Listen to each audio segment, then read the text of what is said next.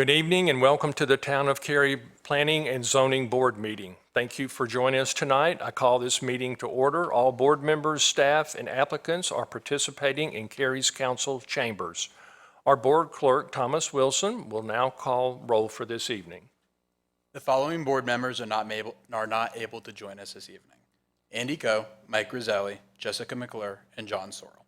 For the record, I will verbally state the following board members as present: Sean McAndrew, Stephen Crutchfield, Don Hamilton, Mary Jo Hill, Jeff Moncrief, and Chris Johnson. Thank you. The Cary Community Plan will continue to be the guiding document for this board. Our role is to function as citizen advisors to the town council, who will make the final decision on all rezoning activity.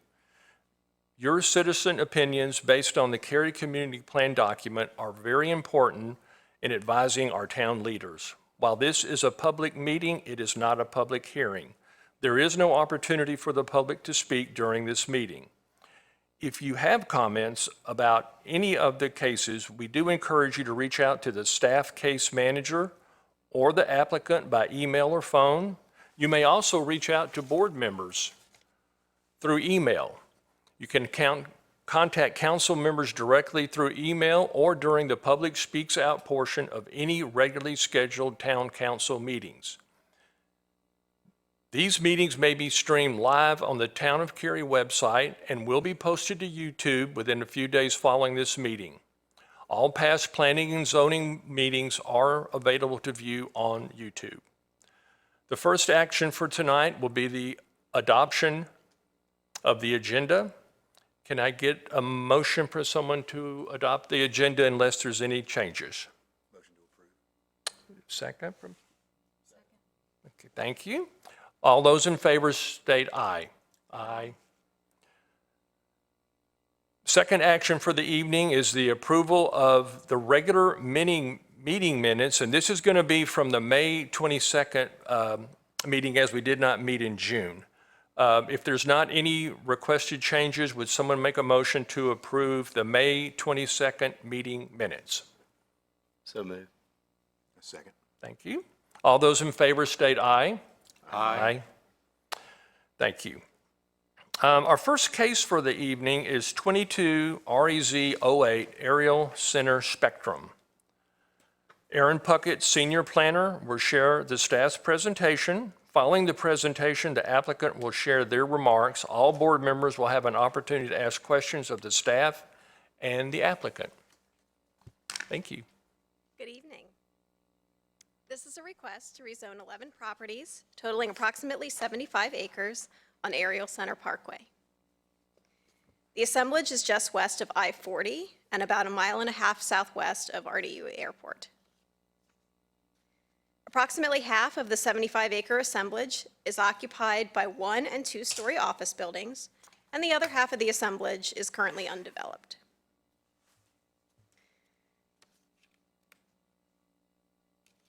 Cary's GIS maps indicate small portions of the site may be within stream buffers or flood hazard areas. Field determination of such features is required at time of development plan review. Aerial Center Parkway is currently a 2-lane road without pedestrian or bike facilities.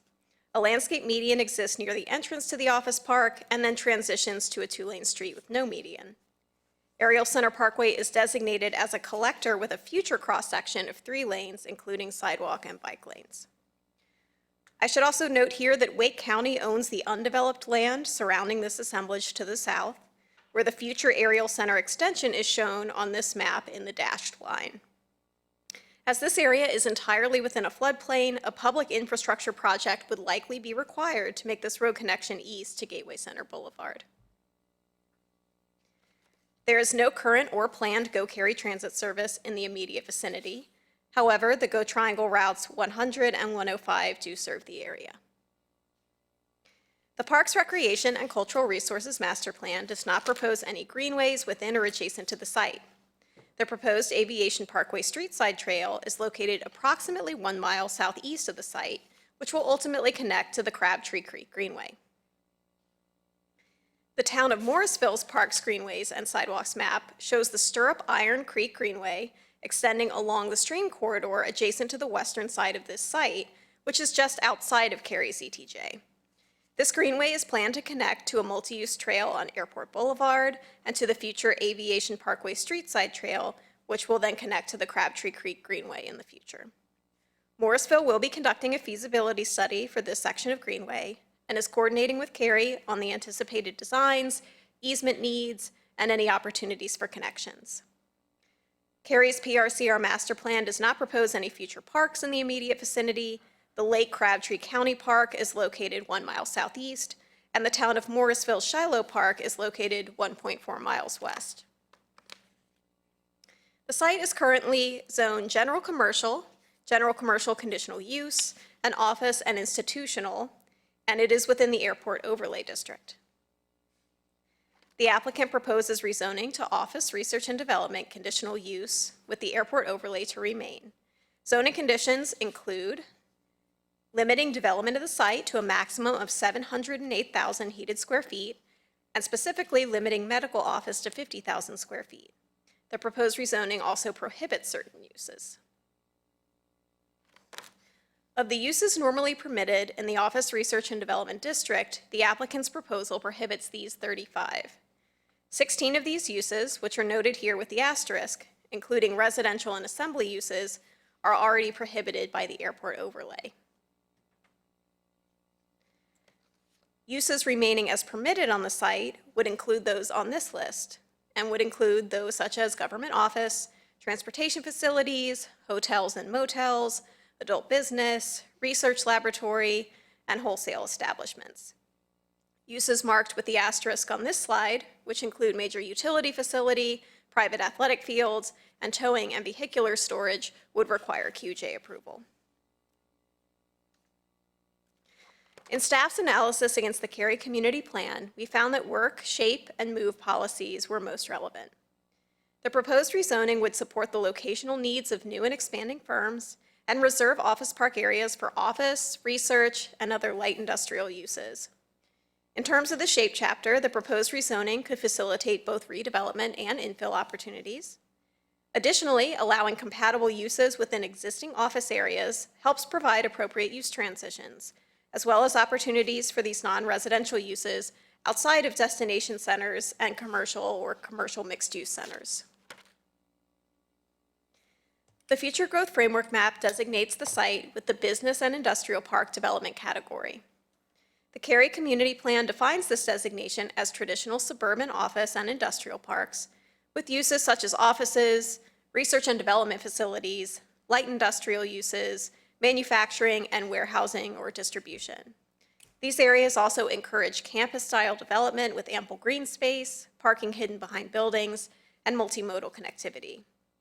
The requested zoning district of office research and development conditional use is noted as an appropriate zoning within this designation. The mix of uses, which are predominantly office, light industrial uses, civic uses, and hotels, are also encouraged in these areas. No specific conditions were offered to speak to increased green space or parking locations. Regarding the move chapter, a traffic study was required and was completed for this request. The majority of the recommended improvements were in relation to site access points, and these improvements would be required at time of development plan, where applicable, as portions of the site develop. However, the study also noted that if the existing office buildings were to increase their occupancy, improvements at the intersection of Ariel Center Parkway and Airport Boulevard, which is shown with the orange star here, would be recommended, including restriping, new signage and pavement markings, and signal modifications. To date, the applicant has not committed to those improvements. A virtual neighborhood meeting was held in May 2022, and no citizens attended. Staff have not received any calls or emails in advance of tonight's meeting. A public hearing was held at the April 13th council meeting. There were no speakers, and council did not have any questions or comments. Since the public hearing, the applicant has updated their traffic study to be more consistent with the geographic and land use scope proposed, and no additional conditions have been offered.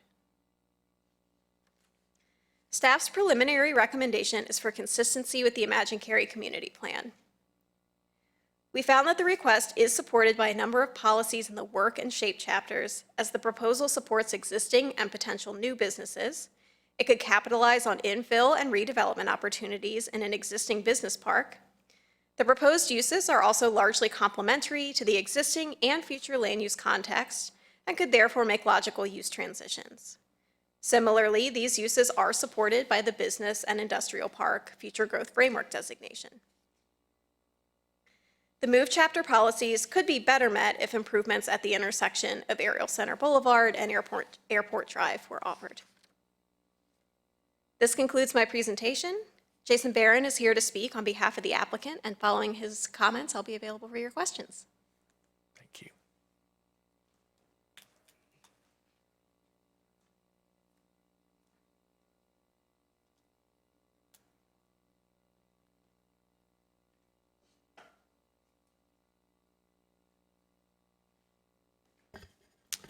Good evening, Mr. Chair, members of the Planning and Zoning Board. Jason Barron with Morningstar Law Group. Happy to be here on behalf of Spectrum Companies, who owns and operates Ariel Center.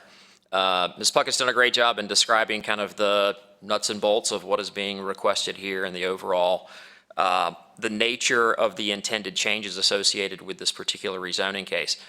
Kind of stepping back for a moment, ultimately, the purpose of this rezoning is to permit the expansion of laboratory uses in Ariel Center.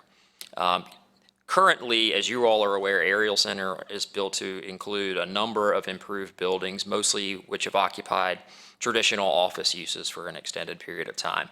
During the pandemic and continued, there's been a growth in lab space. The town of Cary really doesn't have kind of lab space available to it. There's just not a lot of opportunity for growth. So Spectrum sees an opportunity to be able to configure existing offices in a little bit more creative way that is more responsive to the market needs associated with lab space. Interestingly enough, the office uses that are there can include some lab space. It's just a matter of how much lab space within those office uses is permitted to occupy any individual unit. And so ultimately, the purpose of this is to try to say, okay, let's stop artificially capping how much lab space we can have in here. Let's be a little bit more market responsive, provide an opportunity that currently really doesn't exist in the town of Cary right now. As is noted, the zoning's for up to 708,000 square feet. 370 of that, roughly, is already constructed. That's in the buildings that are there. As was noted, there's an expansion space kind of on the south side of the development that at some point will be built on. But in the near term, really, as much as anything, what Spectrum wants to be able to do is be market responsive to the need for laboratory space. With respect to transportation, we did a traffic study when we started this case. We did an updated traffic study at the request of the town relative to kind of the nature of the uses and doing a little bit better counts associated with the use. I think the original counts that were done either just when the pandemic was starting or thereafter. So we updated that traffic study. There has been an additional improvement identified at Ariel Center Parkway and Airport. We were made aware of that within the last couple weeks, and we just didn't have enough time to be able to process what that was. We don't think it's going to be a problem. It's not part of the zoning case right now just because we weren't able to add it to the conditions, but we will work with the transportation staff, and I anticipate that that would be a zoning condition that will make its way into the case before the council sees it. So I just wanted to make you aware that's not a condition that's recommended associated with the case that we see any problem complying with. Just from a timing standpoint, weren't able to get that baked into tonight. But otherwise, happy to answer any questions that you all may have. We agree with staff's preliminary finding associated with Cary Community Plan consistency. We think this is going to be a great asset to not only to my client, but also to the town, especially given its location near the airport. We think there's going to be tremendous opportunity for these type of uses. So thank you very much for your consideration and look forward to your support. Thank you.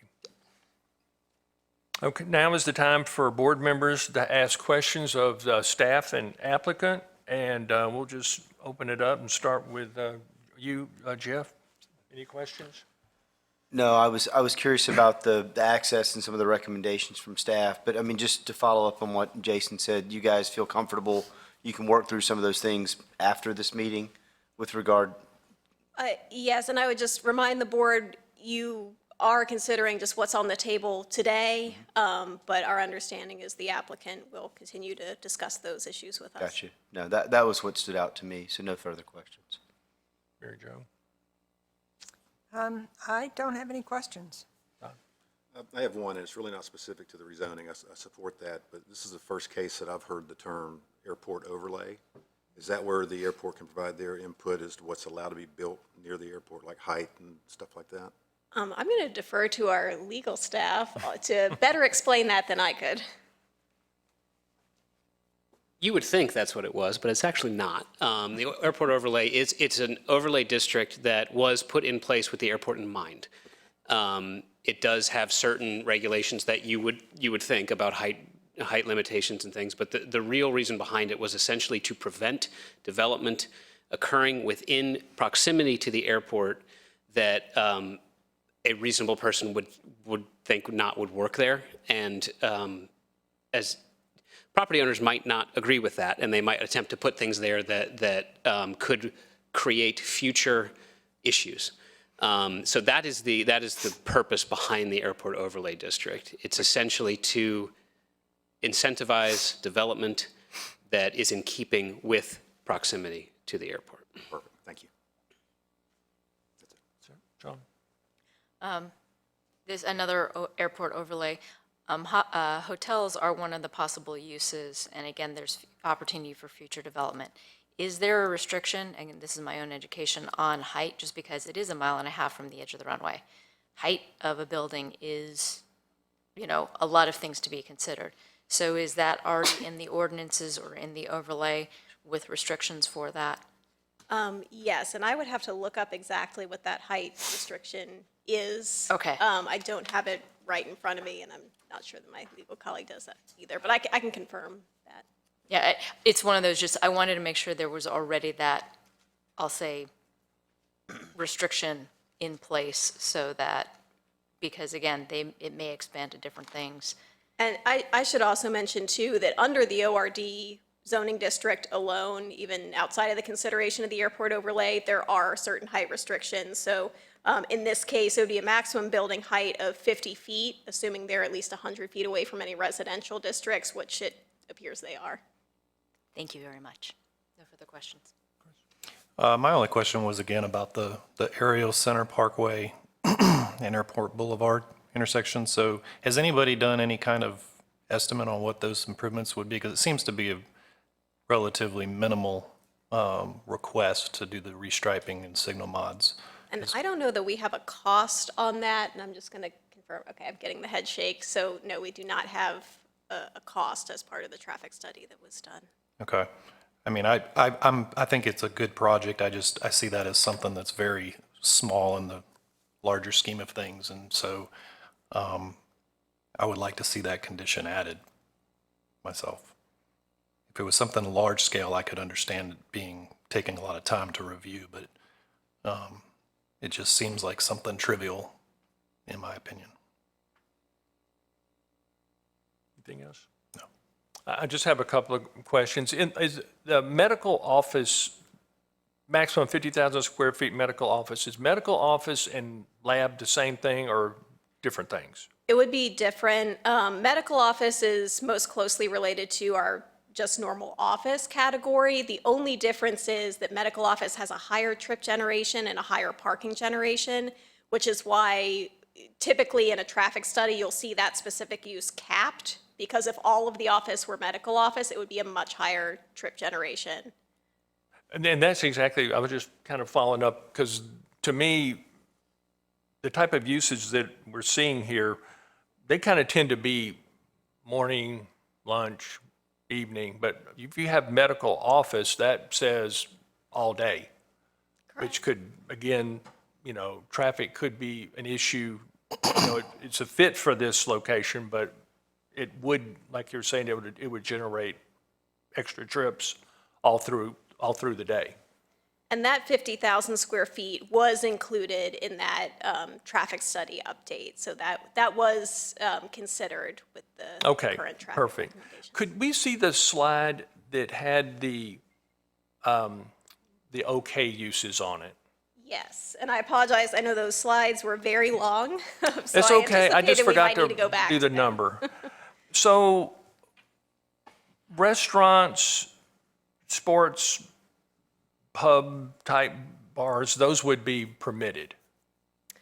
I believe those, I mean, if you got a hotel, that tells you right there, they're going to have a food service in it. They're probably going to have some kind of a bar. and but they I didn't- could have a bar or restaurant within the hotel and still be classified But there as a still hotel could be use. that type of mixed in with the development. That would not be prohibited in this. I believe that is, in this case, a prohibited. Or is it, yeah, I just didn't know if I missed it. Like you said, there's so many on here. Oh, brewery, distillery, winery. And it may be that restaurant is not allowed in ORD, period. I believe that's the case here. And Jason, if you know the answer to that, you can speak up. Yeah, the restaurant wouldn't be a permitted use. Okay. In the ORD district. One of the things I want to go back to your question relative to the medical office. Interestingly enough, the 370,000 square feet of improved portions of Ariel Center could all be developed for medical office as of today. I mean, because medical office isn't a term that's defined within the ordinance, it kind of falls under the umbrella of office. What we have tried to do with this is to capture the fact that we want to significantly reduce the opportunity to do it based upon what's already been approved. So just a little bit of background in terms of where that condition came from. It's really a reflection of the fact that there's a lot of space that could be used for medical office right now, and if those were all converted to medical office, it would be a significant traffic impact. So this was essentially a compromise to work that out. Okay, and you're saying that as of now, there's really not the intent of the developers to have an entertainment area within this, Correct. Yeah, Rezoning. yeah, I mean, it's not a retail especially one location. of those that's listed on here? You can guess which one I'm, Oh, yeah, interestingly enough, in consultation, and I don't know, Mr. Pence, if you have, if you would like to chime in on that, but in consultation with the town's attorney's office, the decision was made that that shouldn't be included as a prohibited use. okay, and just, I'm talking about adult business. Yes. Just in case anyone couldn't read my mind. I knew he would, but, okay, thank you. Appreciate it. Thank you. I have no further questions.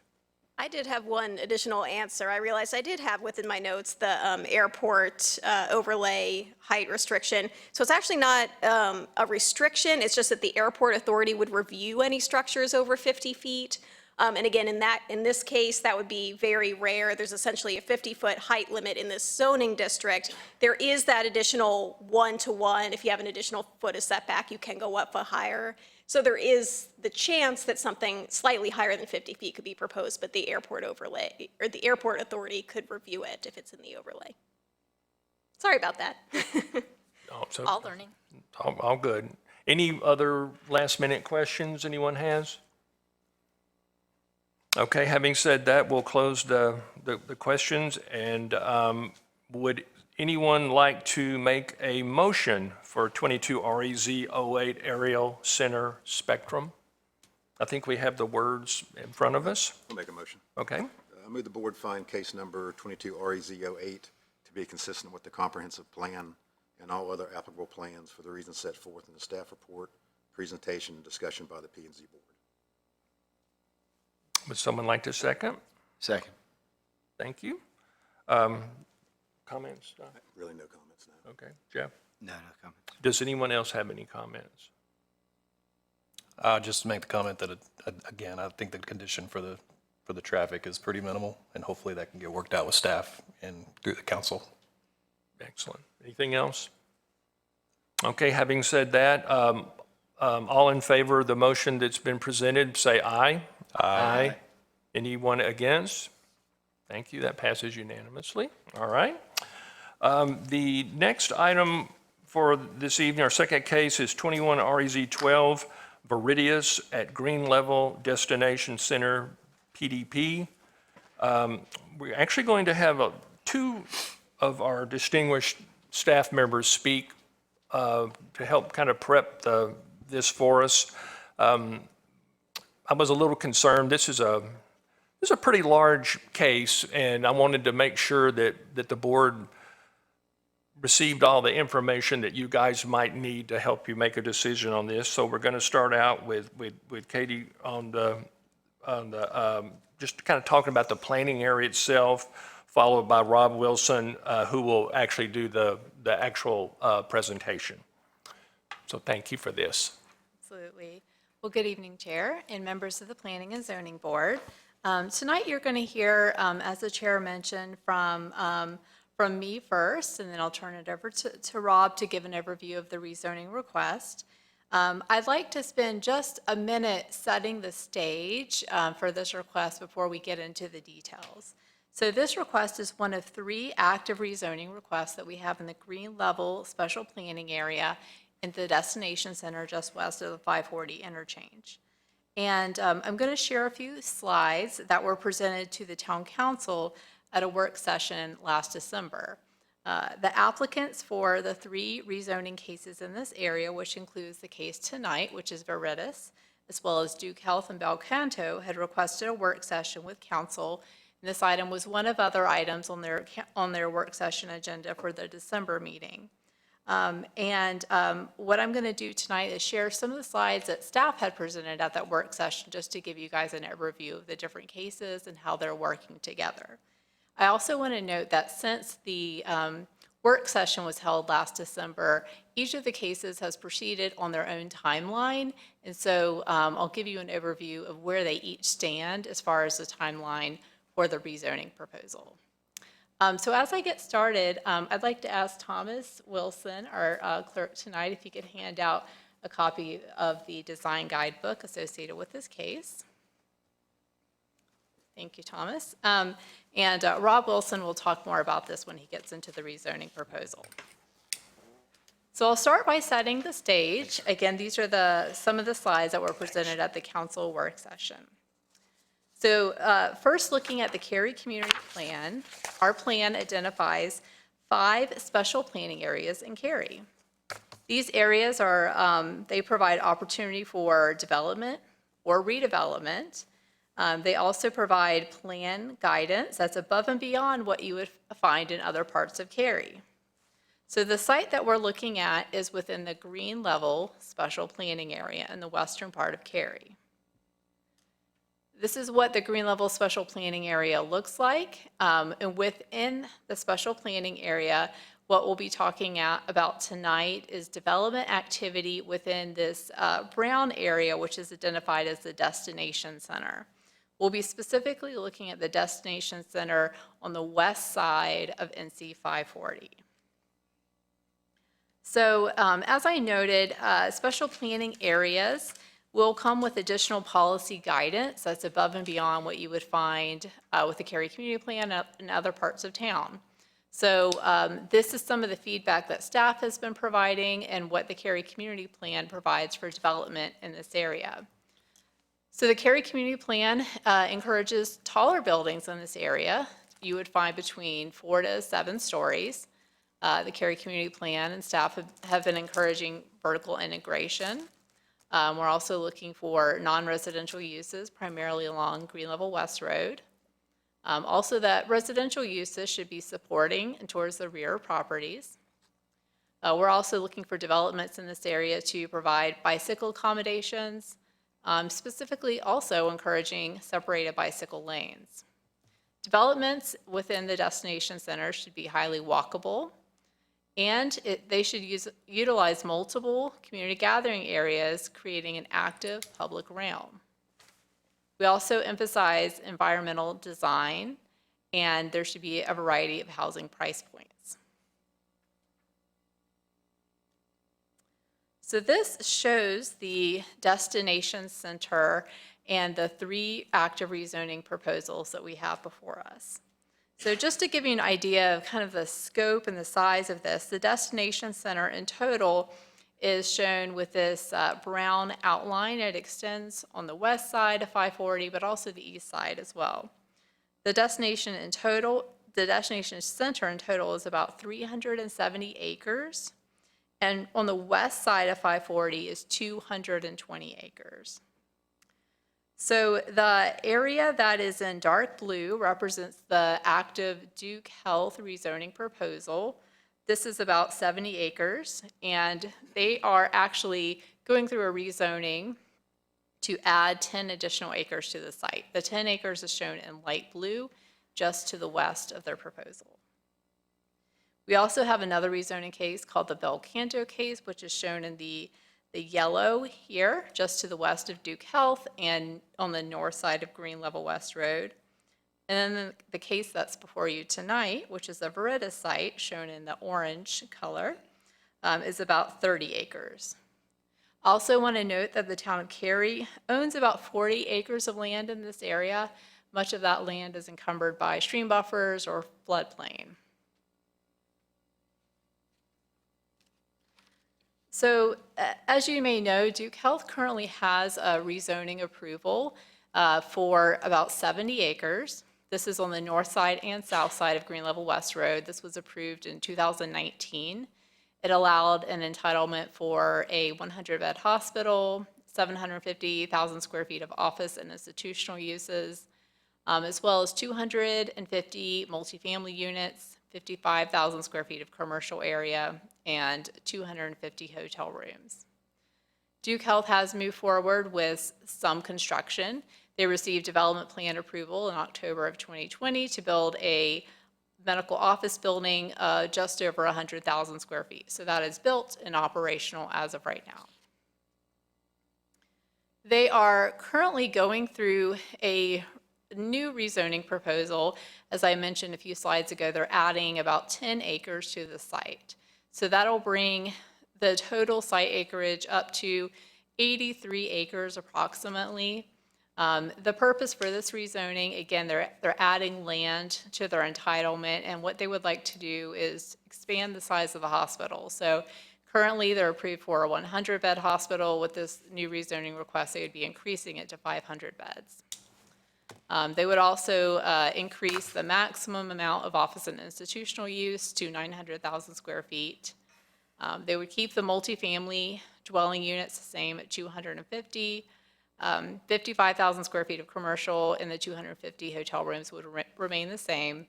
And they're also looking to increase the size of associated daycare with the site. Now, the Duke Health proposal did go to council for a public hearing in May, and they're working with staff now to progress the site to take it to the Planning and Zoning Board, so you all should be seeing this in a few months. Next is the Veritas site, which you'll be considering tonight. This case is about 31 acres and includes a design guidebook, a proposed linear park.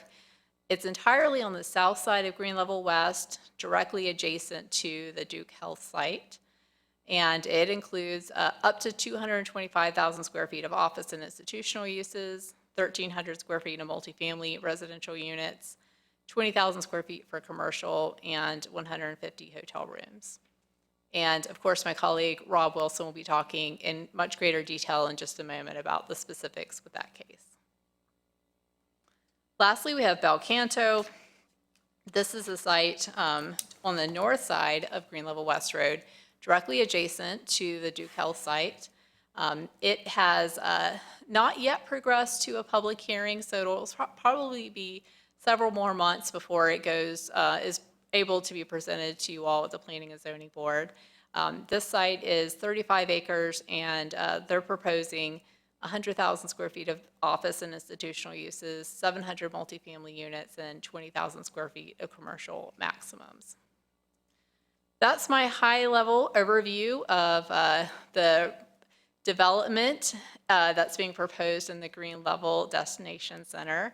Hopefully that helps to set the stage of the various cases that we're seeing, and you all over the next few months should be seeing, several more that I've just described to you tonight. So now I'm going to turn it over to Rob to get into the specifics of the Veritas case. Thank you. Thank you.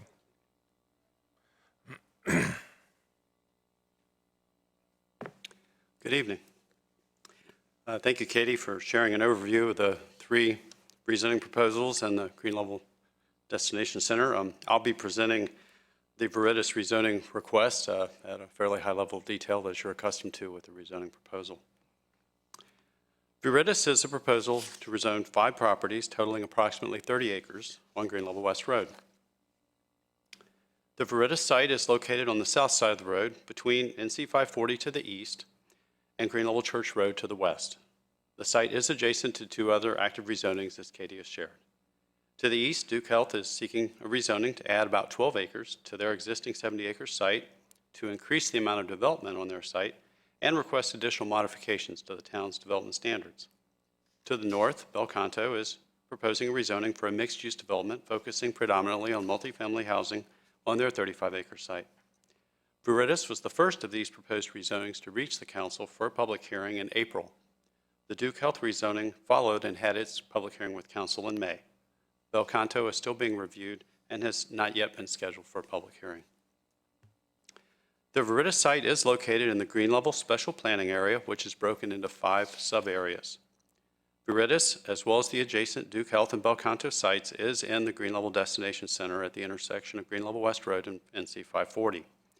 Per the Imagine Cary Community Plan, destination centers are Cary's premier mixed-use centers that include an integrated mix of commercial, office, and residential uses arranged in a walkable pattern with an active pedestrian realm where buildings front on streets. Destination centers are also intended to contain the greatest development intensities found in Cary. The Viridis site is currently located outside of Cary's corporate limits and our ETJ, and is zoned Wake County Residential 40 watershed. Annexation will be required prior to rezoning. The site is proposed to be rezoned to Mixed-Use District, or MXD, with a preliminary development plan and design guidebook. The site would also be rezoned with the Mixed-Use Overlay District and Watershed Protection Overlay District categories. The property's southern boundary runs along the White Oak Creek corridor. Cary's GIS maps indicate potential streams and jurisdictional features on the site. Field determination of such features is required at the time of development plan review. The White Oak Greenway runs along the southern portion of the site as it extends from the American Tobacco Trail to Bond Park. As part of the proposed rezoning, the applicant is proposing to construct 3 connections to the Greenway. The Parks and Recreation Master Plan also shows a future town park on town-owned land to the south on the other side of White Oak Creek. Green Level West Road is currently a 2-lane road with varying right-of-way. The first phase of the Duke Health site has widened the portion of the corridor closest to NC 540 and has installed sidewalks on the north side of the road. Per Cary's planned roadway width map, Green Level West Road will ultimately be a 4-lane thoroughfare with a landscape median in this area. There are currently no fixed route transit facilities in the Green Level Destination Center. The closest fixed route service is currently 1¼ miles away at the intersection of NC 55 and High House Road.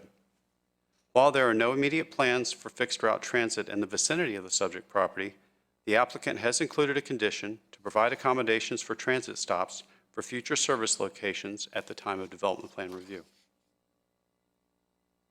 There are presently overhead utility lines along the subject site's frontage on Green Level West Road. Per the LDO, all utility lines are required to be installed underground unless such placement is prohibited. Duke Energy has historically indicated that they are not able to bury segments of line underground when they're less than 1,000 feet in length.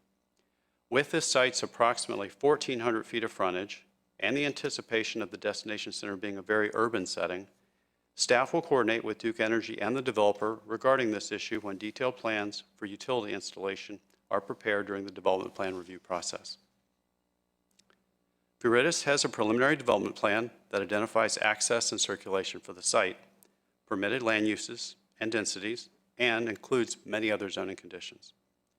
Regarding access and circulation, Viridis proposes to provide the southern leg, identified here as Street A, to the first signalized full movement intersection west of NC 540. Viridis also proposes to connect to Street E on the Duke Health site, allowing the southern portion of the Duke Health development to have important access to Street A and this signalized full movement intersection. Viridis proposes to provide this connectivity utilizing a roundabout at the intersection of Street A and Street E. Viridis also utilizes Street E to create a grid-like network and provide a western stub so that the remaining portion of the Green Level Destination Center that's west of this assemblage may also connect if it redevelops in the future. Viridis proposes for all three of its development pods along Green Level West Road to be mixed use by committing that each pod will include a minimum of 3,000 square feet of commercial uses on the ground floor. Thus, these pods are all shown in purple, representing that they will be vertically integrated mixed use. In addition to the ground floor commercial, the other proposed uses in these pods do transition from only office and institutional uses in Pod 3 to only multifamily in Pod 1. Pod 2 includes the opportunity to do office, residential, and/or a hotel. All of the buildings shown in Pods 1, 2, and 3 will be 4 to 8 stories tall. Along the southern portion of the site, in Pods 4 and 6, Viridis proposes multifamily residential uses with the option to incorporate commercial uses on the ground floor if desired. All of the buildings in these pods will also be 4 to 8 stories tall. Finally, Pod 5 is proposed for public institutional uses, such as open space, picnic shelters, gazebos, rec center, green infrastructure, and/or stormwater management facilities. The applicant has made the commitment that there shall be a playground amenity in Pod 5. Any structures in Pod 5 will be a maximum of 1 story tall.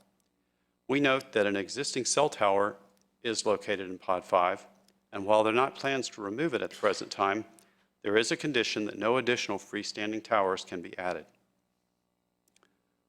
Overall, Viridis proposes to include up to 1,300 multifamily dwelling units, a minimum of 150,000 and a maximum of 225,000 square feet of office and institutional uses, a minimum of 15,000 and a maximum of 20,000 square feet of commercial, and up to 150 hotel rooms.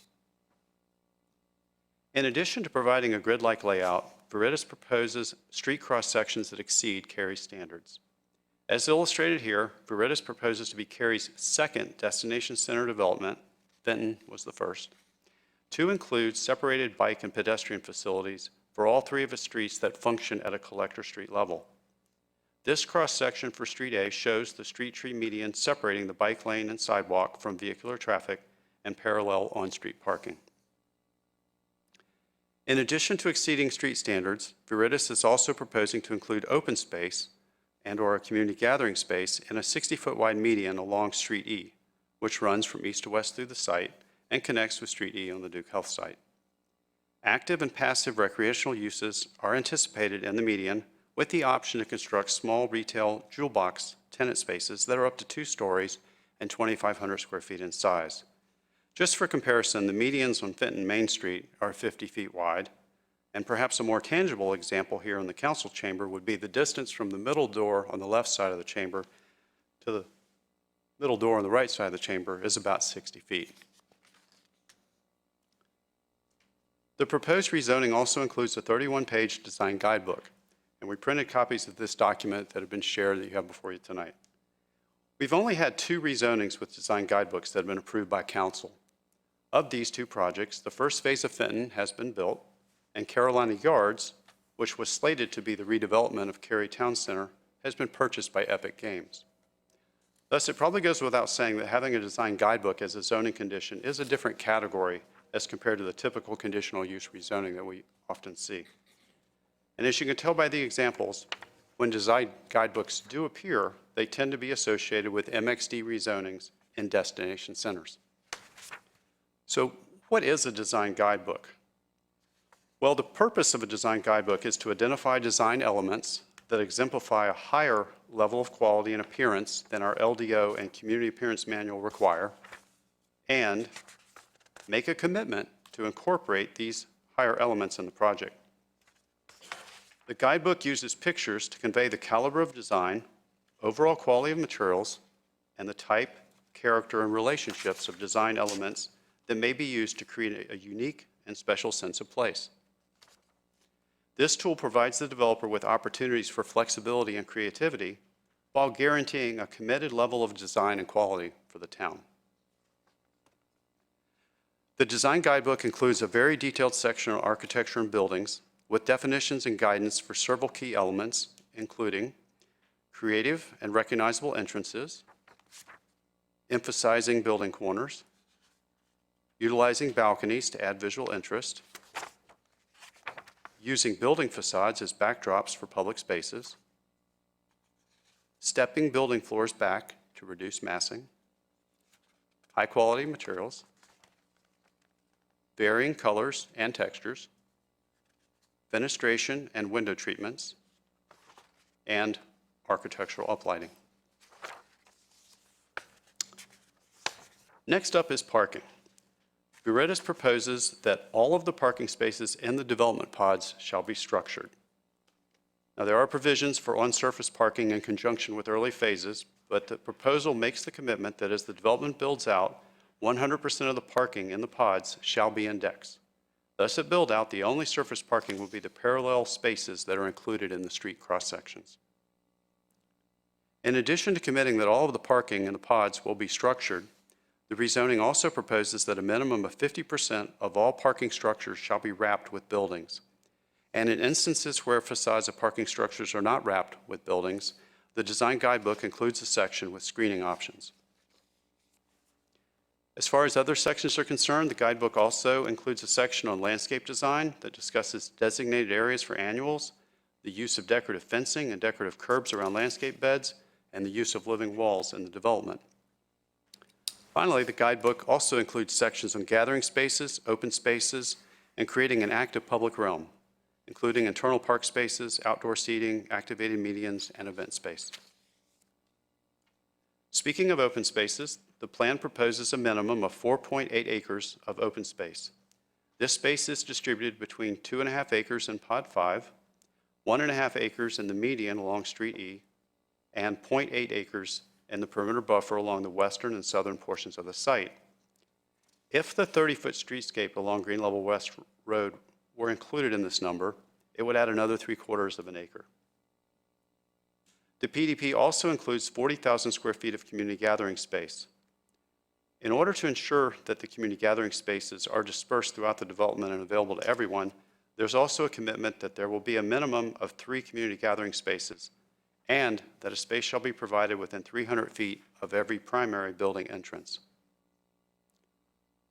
Other zoning conditions included in the Viridis PDP, there is a condition to provide art at each of the 3 greenway access points, a commitment to incorporate green infrastructure techniques such as bioretention areas, permeable pavement, water harvesting or soil cells into the site's stormwater management program, a workforce housing condition reserving 5% of the dwelling units for renters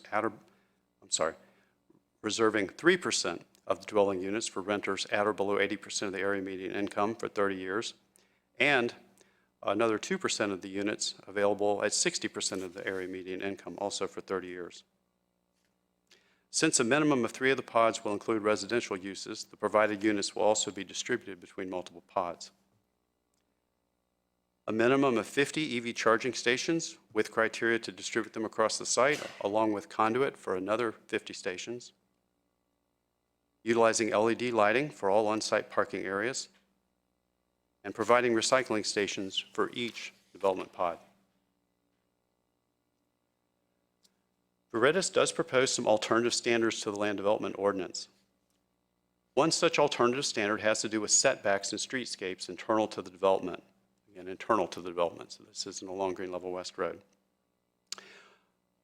With all buildings being a minimum of 4 stories and 100% of the parking on development pods being provided in decks, with separated bike lanes, street trees, and wider than usual sidewalks, Viridis is seeking to create an urban multimodal environment. To accomplish this goal, the PDP and Design Guidebook propose to bring buildings up to the street and provide direct engagement with pedestrians. This approach involves removing setbacks and traditional streetscape buffers that push buildings away from pedestrians. In order to create such an active realm, the applicant's proposing to implement a build-to zone. The build-to zone will require the front facades of all buildings and parking structures to be located within 15 feet of the proposed right-of-way. Exceptions are only allowed for community gathering and pedestrian areas, hardscape plazas, landscape beds, and architectural notches incorporated into buildings for visual interest.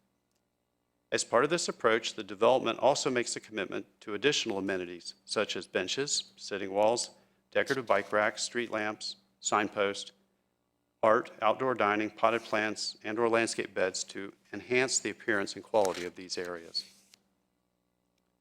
Another alternative standard requested by Veritas is the ability to have taller retaining walls in stormwater facilities if they're decorative and not visible from a street or greenway. The request is to go up to 10 feet in height as compared to the normal maximum of 6 feet. Speaking of 6 feet, Veritas is also proposing that all walls outside of a stormwater facility would have a maximum height of 6 feet and be constructed with a decorative appearance and finish. In instances where more than one wall is needed, a minimum of a 3-foot deep landscape terrace would be provided between walls. There are a total of 10 alternative standards being requested by the Veritas development. The first would allow grading and replanting of the site's Green Level West Road streetscape. The second would decrease the amount of landscape material in the western buffer while increasing the amount of landscaping in the southern buffer.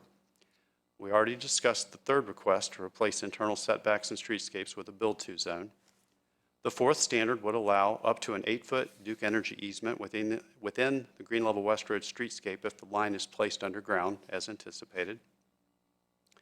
The fifth standard would allow the removal of 2 champion trees that are in necessary street locations. We already discussed alternative standard number 6 in retaining walls. Standards 7 and 8 provide flexibility for ground level retail tenants to have painted signs and have an unlimited number of colors on their facades to create diversity and visual interest. And finally, the last 2 alternative standards would provide flexibility if internal lot lines need to be created around or near the existing telecommunication tower. In staff's preliminary analysis of the Imagine Cary Community Plan, we found policies in the Live, Work, Shop, Engage, Shape, and Move chapters apply. In regards to the Live chapter, the proposed zoning could expand housing choices for residents by providing a new neighborhood with new options that increase the variety of housing choices in southwestern Cary. The rezoning also includes a workforce housing condition that encourages and supports the provision of affordable dwelling units. Regarding the Work chapter, the rezoning could enhance locational appeal to businesses and workers while also supporting the locational needs of new and expanding firms. Regarding the Shop chapter, the rezoning supports the development of a limited number of destination centers. Regarding the Engage chapter, the rezoning proposes open space, community gathering spaces, and a playground to support a diverse and balanced park and open space system. The proposal also proposes to construct 3 connections to the White Oak Greenway, providing citizens with functional and safe access. Regarding the Move chapter, the rezoning proposes a transportation infrastructure that addresses land use context and provides necessary connections to key intersections. The rezoning also proposes multimodal street cross-sections that ensure safety for all users and modes of travel. As far as the Shape chapter, the rezoning proposes to support mixed-use development and includes a design guidebook to preserve and maintain Cary's attractive appearance and quality of development. Since the area is within the Green Level Special Planning Area, though, our primary guidance comes from the detailed recommendations in the Special Planning Area section of the Shape chapter. The Green Level Special Planning Area recommends that the Destination Center area includes office, commercial, and residential uses with a focus on employment-oriented uses. Vertical and horizontal mixing of uses is encouraged in this area with building heights of 4 to 7 stories. Structured parking is encouraged, and a highly walkable environment with an active public realm is envisioned. Although the project's residential-oriented focus could be a concern, it is important to reflect on this proposal with relationship to the Destination Center as a whole. So while this proposal would seem very questionable as a standalone project, when one looks at the Destination Center holistically and considers this proposal in concert with the adjacent Duke Health and Belcanto proposals, a case can be made that the cumulative development aligns with overall Destination Center objectives. This case is aided by Veritas' commitment to also build a minimum of 150,000 square feet of office and institutional uses and a minimum of 15,000 square feet of commercial uses in 4 to 8-story buildings while utilizing 100% structured parking on their site. In addition, the enhanced street cross-sections and design guidebook commitments are intended to produce a high-quality development that's highly walkable with an active public realm. A virtual neighborhood meeting was held on this proposal in August of 2021. 3 residents attended and expressed concern about traffic flowing smoothly during the time when Green Level West Road improvements would be under construction. At the meeting, residents also asked if the existing cell tower would remain on the site, and the answer is yes. And they also asked if there would be connections to the Greenway. Again, the answer is yes. Finally, residents were curious about the future development potential for the 5 large lot detached homes that are west of Veritas, and they're also located in the destination center. Since the neighborhood meeting, we've had a couple of conversations with one nearby resident who was interested in knowing who to contact if they were interested in selling their property for redevelopment. A public hearing was held by the council in April. There were 2 written comments and 1 in-person speaker. Written comments expressed support for affordable housing, requested the extension of sidewalks and crosswalks along Green Level West Road, and asked for expanded transit opportunities in the area. They also encouraged the construction of nearby planned greenways. Sorry, I got behind here. And they also requested a grade-separated crossing of Green Level West Road, which is an improvement that's included as a condition of the adjacent Duke Health, their existing zoning. One person spoke at the hearing and expressed interest in some sort of buffer along the Street D on Veritas' western boundary, and they also asked if the town could talk with the U.S. Postal Service about improving their mailbox access, which is currently located across Green Level West Road from their homes. Council also expressed support for a temporary buffer between Street D and the adjacent property to the west, and shared interest in a greater commercial commitment and undergrounding power along Green Level West Road. Council did express concern regarding the proposed retaining wall increase from 6 feet to 10 feet in stormwater facilities, as well as the proximity of the existing cell tower to potential buildings. The council expressed support for the workforce housing commitment, although one member inquired if those making less than 80% of area median income could also be accommodated. And support was also expressed regarding the proposed upgrade for the material in the southern buffer, and there was concern that the width of the buffer wasn't sufficient. As discussed in your staff report, since the public hearing, the applicant has offered a temporary buffer between Street D and the adjacent property to the west, increased the minimum commercial square footage commitment, expanded the workforce housing commitment to also accommodate those making 60% of the area median income, and has increased the width of the southern buffer. At the public hearing, council also expressed support for the design guidebook, the use of green infrastructure, and the commitments to vertical integration and structured parking. Council expressed concerns regarding the number of EV charging stations and the minimum office commitment for the development. The council also expressed an interest in green rooftops and asked the staff to work with the U.S. Postal Service to see what might be done regarding the neighbors' mailboxes. As discussed in your staff report, since the public hearing, the applicant has offered to install conduit for 1 additional space for every EV charging station that's installed, meaning that there will be at least 50 EV stations and conduit for another 50 EV stations at build-out. The applicants also increased the minimum office square footage commitment and has added a commitment to utilize activated rooftops in 4 of the pods and on at least 1 jewel box retail space. In closing, staff evaluated the proposal for consistency with the Cary Community Plan and the Green Level Special Planning Area. Overall, we found that the proposal reasonably addresses multiple policies in the live, work, shop, engage, move, and shape chapters. We also found that the proposal supports key special planning area objectives for the Green Level Special Planning Area, specifically that it includes a mix of uses in 4 to 8 story vertically integrated buildings with 100% structured parking and street cross sections, sidewalks, and greenway commitments that will create a highly walkable development and foster an active public realm. Thus, the staff finds the rezoning proposal to be consistent with the community plan. This concludes staff's presentation. The applicant's representative, Jason Barron, is here to address you this evening. Following Mr. Barron's remarks, staff is available for your questions.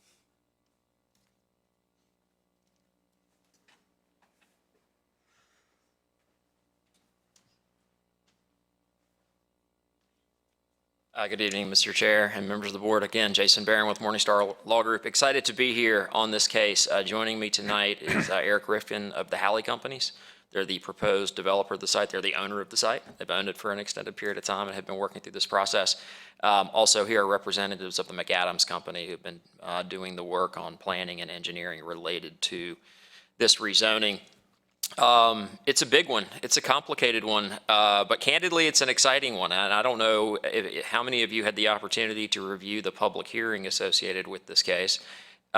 Multiple council members made comments along the lines of it being the most complete rezoning case that they had seen at the town, and I couldn't agree with them more. And that's a testament to not only the town's insistence associated with making sure that everyone was eyes wide open relative to the recommendations of the Cary Community Plan, the Destination Center, the Green Level Special Planning Area, but also the collaborative effort that's gone into this overall proposal. This proposal that's before you tonight is pretty well advanced. You know, this case was filed in 2021.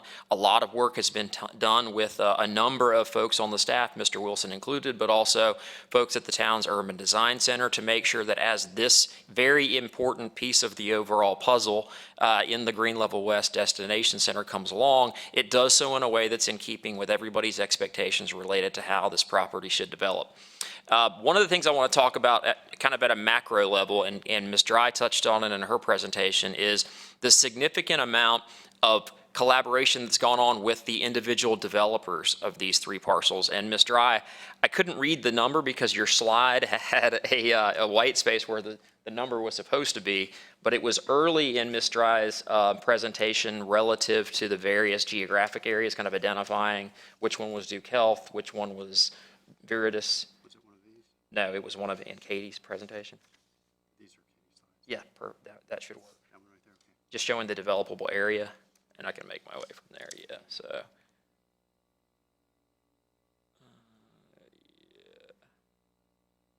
Is this yours? Yeah, I'll make my way back. I apologize.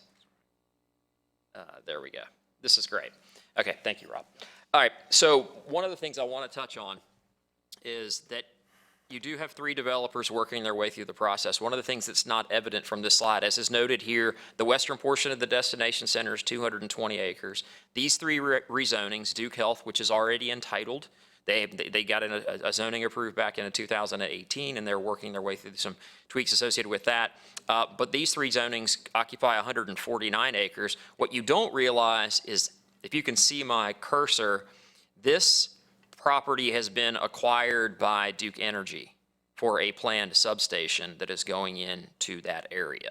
And so while technically speaking, the three rezonings occupy 149 of 220 developable acres in this area, if you factor in what Duke Energy is doing, realistically, these three zoning cases occupy about 90 to 95% of the developable area in the Green Level West Destination Center.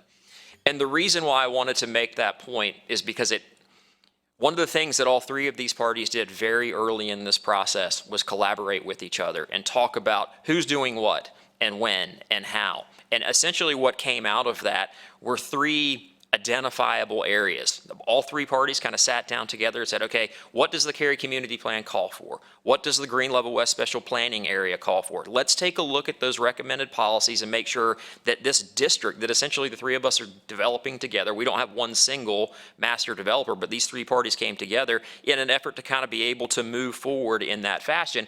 And so what emerged from that was Duke Health is essentially building what we phrase internally as the employment district. That's what Duke does. They're doing a hospital, they're doing a bunch of medical office. They own some property on the south side that at some point will develop for a combination of uses. But generally speaking, what Duke is working on is the employment district within the Green Level Special Planning Area. Viridis occupies kind of the mixed use area. As was noted in Mr. Wilson's presentation, there are minimum commitments associated with office, with retail. It's entirely structured parked, which is amazing. I've never worked on a case in the town of Cary where everything is going to be in a structured parking facility, which is a significant commitment. And then the Belcanto development, which you will see in several months, as was noted by Ms. Dry, the Belcanto is much more of what I would consider residential. There's mixed use in that development, but it is residential. And I just wanted to point that out because the parties themselves, in addition to working with the town on their individual cases, the parties recognized that they were working on essentially all of the developable area within this special planning area, within this destination center, and they wanted to make sure that the big picture wasn't lost in the process. So as Mr. Wilson noted in his presentation, kind of standing alone, Viridis, you look at it and say, is it providing enough employment? Is this too much residential? But then when you see the big picture around everything, you start to realize, hey, you know what? Maybe this does make sense. Maybe this is the balance we're looking for because Duke is doing so much from the hospital standpoint. And as was evident in the conversations that I participated in with Duke associated with their development, one of the things that Duke wants to make sure of is they have places for people to work. To live, excuse me. So people who would be working at the hospital will have a place to live. So Duke is very desirous of seeing residential developed in this area. Halley Companies wants to do so in a way that is context sensitive. So I wanted to reiterate that point because I don't want it to get lost on this group in terms of the overall Cary Community Plan recommendations and how this fits in with those, and we believe it fits in very nicely. With respect to this development exclusively, I'm going to move back to the last slide, Rob. And you're going to punch me because I didn't. Call me and I'll help you. Thank you, I appreciate it. Is this where you want to be here? Yeah. As Mr. Wilson noted, as I stated at the public hearing, this case really does have a lot of the things that the town's been looking for. It's got green infrastructure. It's got minimum commitments with respect to electric vehicle charging stations. It has workforce housing, 3% of which is at 80% AMI, 2% at 60% AMI, which is in direct response to a council question along those lines. But one of the things that I do want to focus on is this exhibit and this kind of street E in the middle. So two things changed after the council meeting. Well, one thing changed after the council meeting, but I want to talk about the minimum commitment for retail was increased, or commercial was increased, and there was a specific request essentially relative to where that commercial was going to go, where the overall commercial was going to go. And so we've added a zoning condition that requires 75% of all the commercial uses to be along this street E. And so this is street E as you see running through here. This central green, as was noted in Mr. Wilson's presentation, is 1.5 acres. Just by way of comparison, the lawn area at Fenton, which is incredibly well done, the one that kind of sits out in front of the movie theater, is about 0.46 acres. So just in terms of scale, and as Mr. Wilson noted, the width of this is actually wider than that green space area over at Fenton. So just in terms of scale and what is actually going to be delivered as part of this development, great attention has been paid by the staff at the town as well as by my client in making sure that this very active green space was going to be delivered, because essentially the way that my client views it is that's the heartbeat of the development. That's where all of kind of the engagement will happen. That's where the community gathering is going to happen. Obviously, as was noted in the staff report in Mr. Wilson's presentation, all of the streets that operate at a collector level of operation have standards associated with them that exceed what the town would otherwise require. It's only the second development that will include separated bike and pedestrian facilities, the other one being Fenton. And so, when we went to public hearing, I said it was a case that kind of had everything, and then there were 6 or 7 things, as noted in the staff report, where the council said, this is great, could you work on these 6 or 7 different things? And my client said, let's do that as well. And so now it's kind of one of those where I believe, and I don't think I'm overstating it, this is a case that kind of has everything plus at this point, and a testament to my client's willingness to work with the town's desire to see something develop here that is going to be consistent with everybody's expectation. So with that, we're very excited, very proud of the development, and my team is here to answer any questions you all may have. Thanks. Thank you, appreciate it. Now is the time for board members to ask any questions they may have on this really large proposal here to the staff and applicant. We've all been hit with a lot of information here, but I think it's very comprehensive and it's easy to understand. It's just really large. So, Chris, we can start with you down there. Any questions or comments?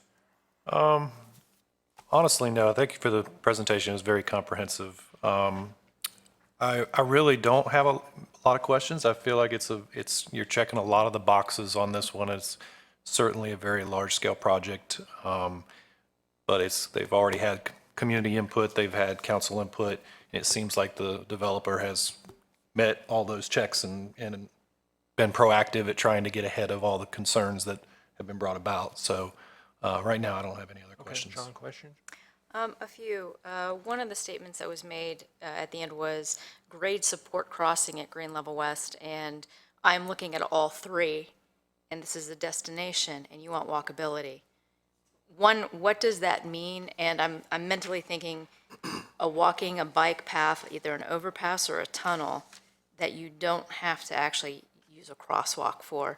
Because if we really want walkability and you want employment back and forth with Duke Health, and that's the employment zone, as stated by the developers, having something that doesn't impede the traffic for either pedestrians or cars would be helpful. So is that already included in the planning, especially since it's not going to be really one developer? It is going to be that combined effort. Sorry, staff. No, that's all right. The Duke Health, the existing Duke Health entitlement that was approved in September 2019 includes a condition that they'll build a grade separated crossing, which really is a tunnel. And the point where that wants to be located is right just before you get to it's to the very western edge of the Duke property. It's very close to the eastern edge of Veritas. And so there's language in Veritas that if that path, as it comes under Green Level West Road on Duke property and daylights, if that path needs to meander onto Veritas' site, there's language that it can. And that's something we'll figure out in a development plan, because all of Duke's activity has been focused on the north side of Green Level West Road thus far. But they have planned ahead to know where it can go in terms of topography so that it can daylight on the south side. And it's going to be a minimum of 10 feet wide, 10 feet tall. And it's intended for pedestrians, bicycles, and obviously it's designed wide enough if you needed to drive a truck through it for maintenance purposes, so you could drive a pickup truck through it too. So. The second with I know they did the AMI, it's actually a total of 5%. That's still just 65 units out of 1,300. And I just want to go for affordable, that's dedicated for affordable housing. Mm-hmm. I just question, is that enough? Is that enough to table this whole amazing, wonderful development? No, but I have to at least go 65 out of 1,300 versus the 5%. 5% sounds great, but when you look at the raw numbers, that just seems not quite enough for us to think through. And so that's all I want to be able to say as more of a comment versus a question. Mm-hmm. Is 5% realistically enough? Okay. She actually hit on a couple of mine. I really appreciate staff and the applicant painting this in a big picture. It really took away a lot of my concerns with what we have. My only minor one is, what's the benefit of having a 10-foot retaining wall over a 6-foot? Why is that needed to be done? I think the short answer, and a little history, that's an existing alternative standard that was approved in the existing Duke Health zoning. Gotcha. And so they've picked up something that was approved for Duke in 2019 and have asked permission to do the same thing. Okay. Whether it's a good thing or not is certainly open for different perspectives. But that's where it came from. Okay. It is, they've made it more restrictive in terms of the same commitment in terms of being decorative, but they put more specific language as to it can't be visible to the public. And so that will probably limit if and how much they can actually utilize it. So, but the same question was asked at the council, and as you can tell, they've responded to a lot of the things that were discussed, requested, concern was shared. That's one that they've left as is. So if Did I see that correctly? Didn't it say that if the only ones that would be 10 feet were near ponds? that is correct. Okay. And at this point, topographically, it would appear there's probably only going to be one of those facilities on this site. Gotcha.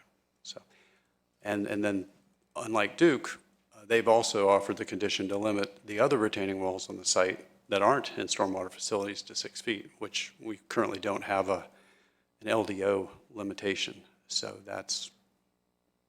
there is something being offered in exchange for that ask. Appreciate it. Just a little more information. So certainly understand there was some different perspectives when the council discussed this too. That's all I got. Mary Jo, questions?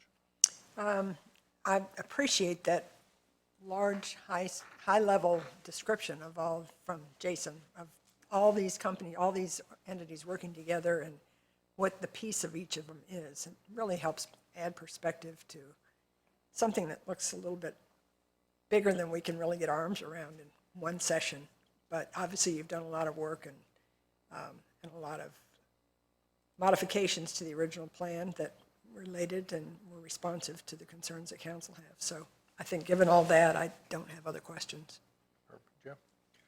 Just for my own education and from a scale standpoint, the building heights as compared to Fenton, are these the same heights that we had? I'm just trying to, 8 stories is a lot bigger than most things you see when you ride around Cary. So I'm just trying to get a visual on the scale and similar projects that might be of that scale. So Fenton's PDP includes a variety of building heights, up to 12 stories in some of the pods. The buildings that they've actually constructed in Phase 1 along the Main Street are 4 and 6 stories respectively.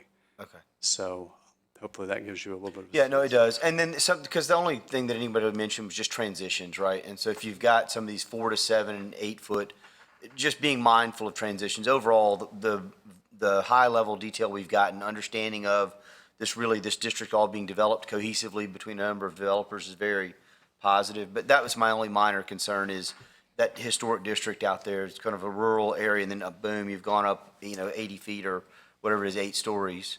And just understanding the transitions, being mindful of it. But I appreciate you giving me reference on scale. Sure. Thank you.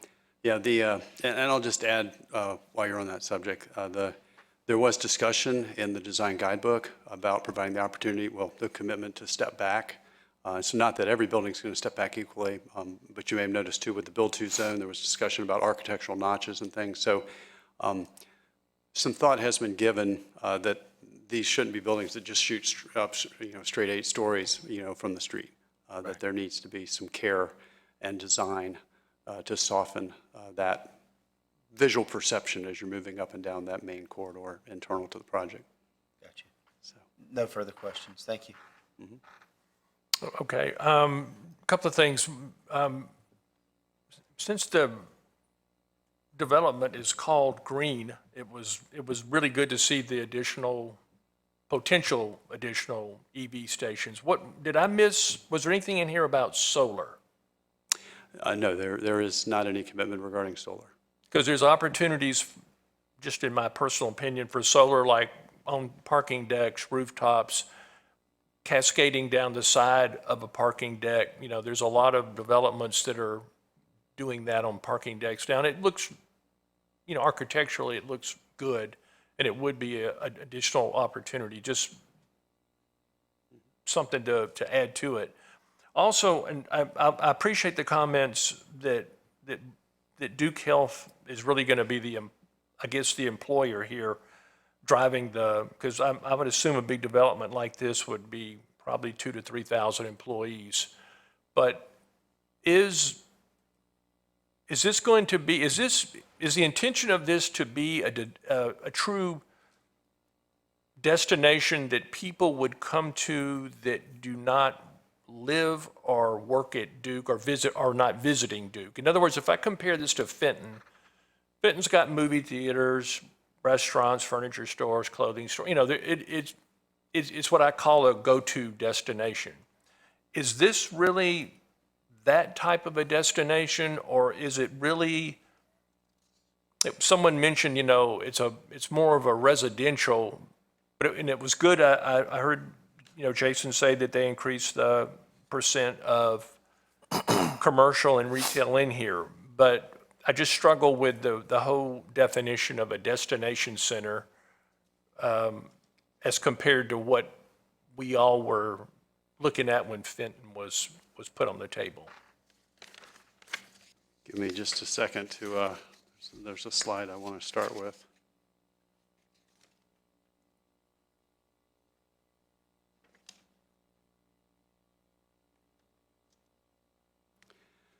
So big picture, Cary has 5 special planning areas. And those are the areas that you would tend to think of where the destination centers are focused. Now, Alston is also designated as a destination center, and the Carpenter area is really a different kind of special planning area. But we have a limited number of sites that are designated with destination centers in Cary.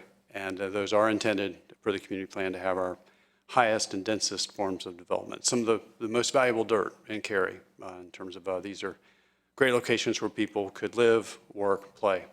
And Fenton, as an example, is close to an interstate interchange. And so it can easily be accessed by folks coming by on the interstate outside of Cary. It can also be accessed fairly easily as you move around the Maynard Loop and head down Carytown Boulevard. Moving out to green level, let me make sure I switch to the right slide here. Nope, that wasn't the one I wanted. Here we go. If you look at the green level special planning area, you'll notice a lot of light colored yellow and tan as you move west of 540.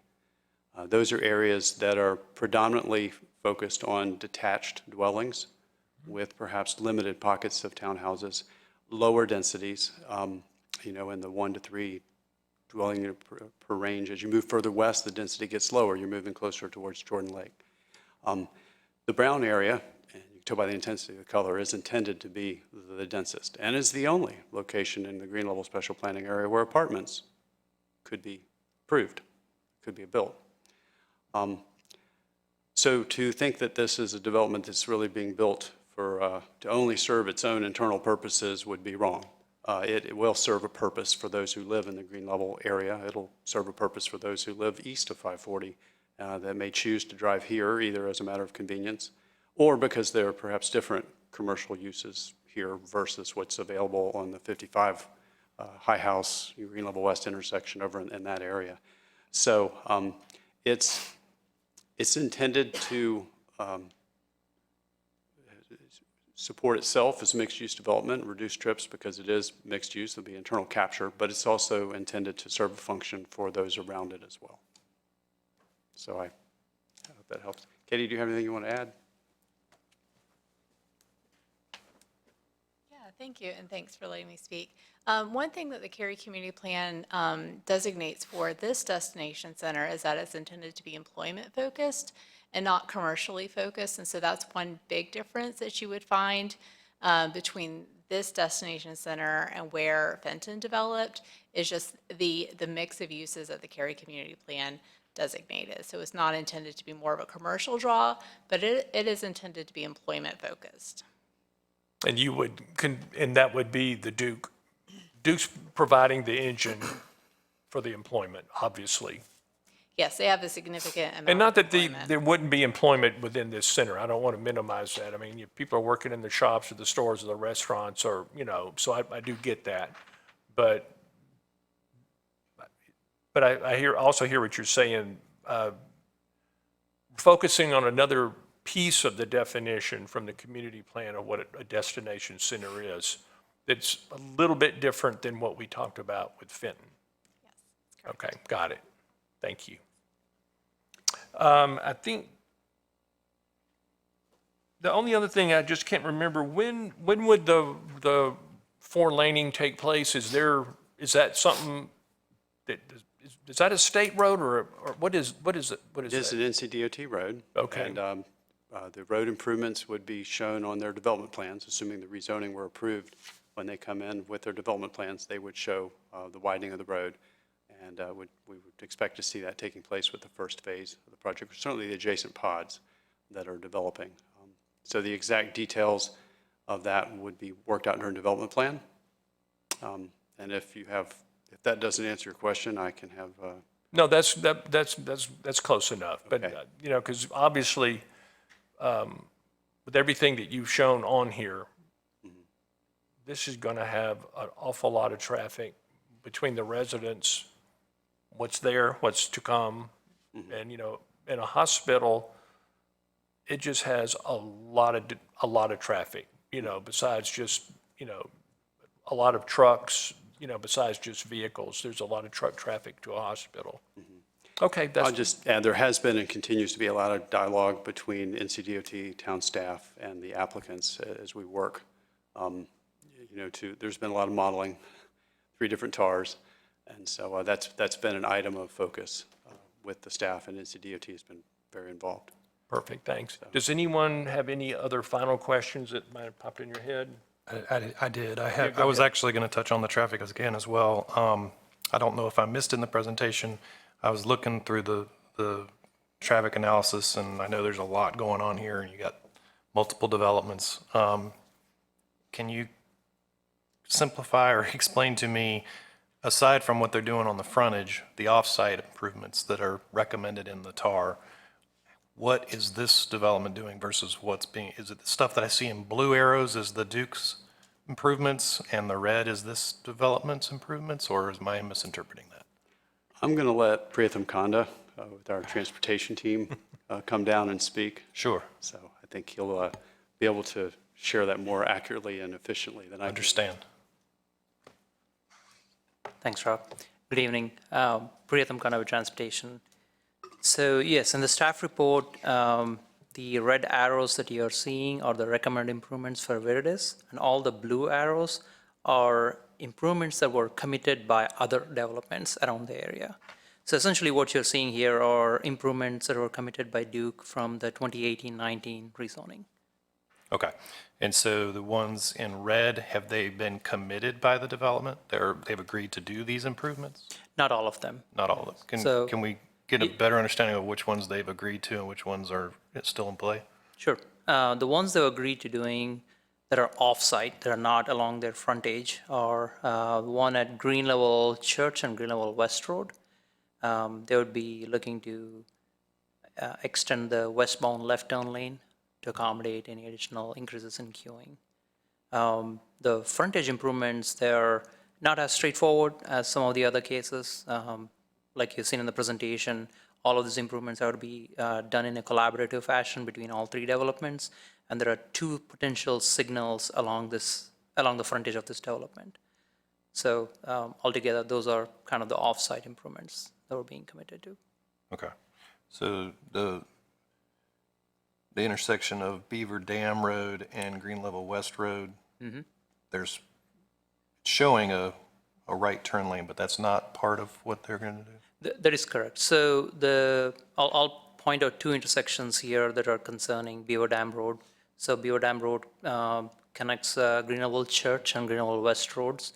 And the improvements we're identifying here are the ones that are needed to help with the capacity of these intersections. But when we look at it closely, there are so many environmental restrictions there, constraints there. There is a bridge, there is a stream buffer. So we also have other plans in our long-range transportation plan for extending another collector north-south. So that area, it might be too big for any single development or even a group of developers to tackle. And speaking with NCDOT, it almost seems like this would be at some point a town of Cary NCDOT project to handle all the needs in that area. While that is kind of a long-term vision for that, the improvements at Greenville Church Road and Greenville West Road, what this development is committing to and what Duke has committed to date, they should handle most of the capacity needs in that area.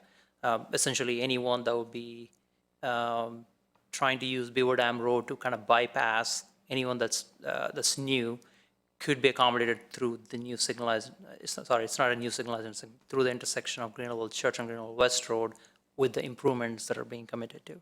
Okay. So what I'm hearing, it sounds like they're doing everything that they're required to do on the frontage. They're doing everything inside the development, above and beyond, and they've at least addressed the ones that, the issues at Green Level West, Green Level Church, and some of the others that they haven't, have some environmental permitting caveats to them that make them a little bit harder to achieve. That is correct, yeah. Okay. Along the frontage, they'll be widening to our long-range plan. Turn lanes are being provided at each of the intersections. Okay. Thank you. Sure. Any other questions? None? Okay, having said that, we'll close the questions and we'll move to motions. Would someone like to make a motion for 21 REZ 12 Viridius at Green Level Destination Center, PDP? The words are up on the screen. I motion to find consistent with the comprehensive plan. I move that the board find case number 21 REZ 12 is consistent with the comprehensive plan and all other applicable plans for the reasons set forth in the staff report, presentation, and discussion by the Planning and Zoning Board. Thank you. Would someone like to second? Second. Okay, thank you. You made the motion. Any comments? No additional from our discussion earlier. Okay. Any other comments? Okay, the only thing I would like to say is that, as been said several times, it's obvious how much work has gone into this. You know, it's not unnoticed. This is just such a very important development. You only get one chance to do it. You guys did an awesome job with Fenton, and if this turns out like that, it will be a real gem to have for coming into Cary. But it is going to be really, truly changing that area. So it's really a big deal, and I'm glad that we had the time to focus on this with both of you guys, Katie, coming in and updating us. So that is really appreciated. Well, thank you. It's been a team effort. It's obvious. Okay, having said that, all in favor of the motion that's been put on the table, say aye. Aye. Anyone against? That carried unanimously. Thank you. Thank you. Okay, we actually have some new business this evening. We're going to get an update from Alyssa Campo. She's our environmental manager, and she's going to tell us what's happening with the climate plan and progress that is being made, I'm sure.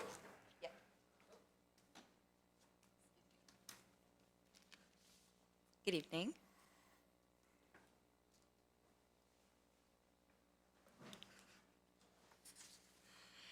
Thank you for your time tonight. I am excited to share and again appreciate your patience for me presenting this at the end of your wonderful evening here. I am here to share about Cary's endeavor to create a climate action strategy and the associated engagement campaign, Count Me In Cary, Stewardship Strategies for a Sustainable Future. As you already mentioned, my name is Alyssa Campo Bowman. I am an environmental manager here with Cary. My focus is regenerative agriculture and sustainable community practices. And a lot of my time with Cary has actually been in the development of this plan and the associated campaign. In our short time tonight, this is our agenda. I'd like to update you a little bit more about what it is we are trying to create, the planning process, some high-impact strategies on how we may reduce emissions and be mindful about resiliency and adaptivity in our future, and some barriers and opportunities, specifically things that you, I was going to say may be considering, but now I can essentially confirm that you are already considering as the Planning and Zoning Board, and again, the Count Me In Cary climate action. We're here to discuss some of the topics that will be covered in the strategy tonight to help improve and make sure the lives of Cary residents and business owners and those who commute and live in our area are resilient and better, generally, improving in the future as relative to 6 focus areas. The last thing that we want to create is a climate strategy that will sit on the shelf. Count Me In Cary will result in a strategy that is actionable, with supporting blueprints on how we may achieve our goals and an active online dashboard to help monitor progress for both staff and citizens.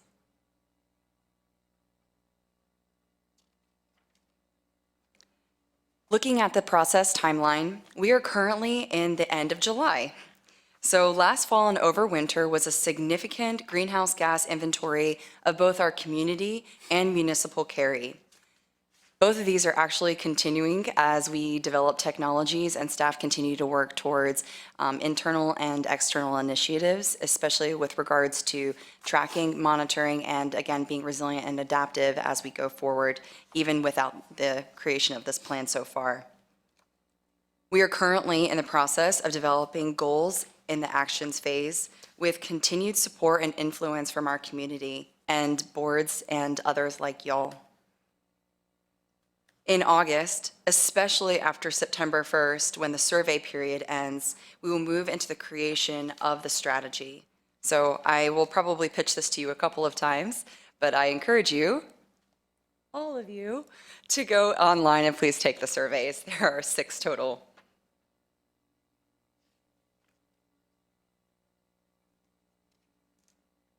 Oh, I might have jumped ahead. Pardon me. There we go. Okay.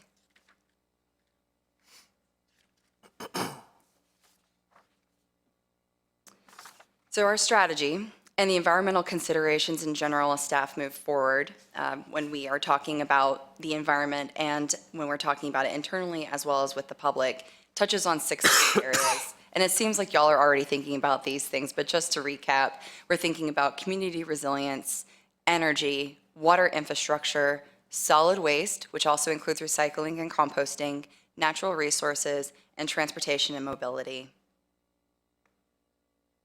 In an effort to save some time tonight, you have before you the fact sheets about where Cary currently stands with regards to these 6 major areas. These fact sheets include the data and analysis from the 2018 baseline, major concerns, and how Cary is ranks and is compared to similar areas both in North Carolina and across the nation.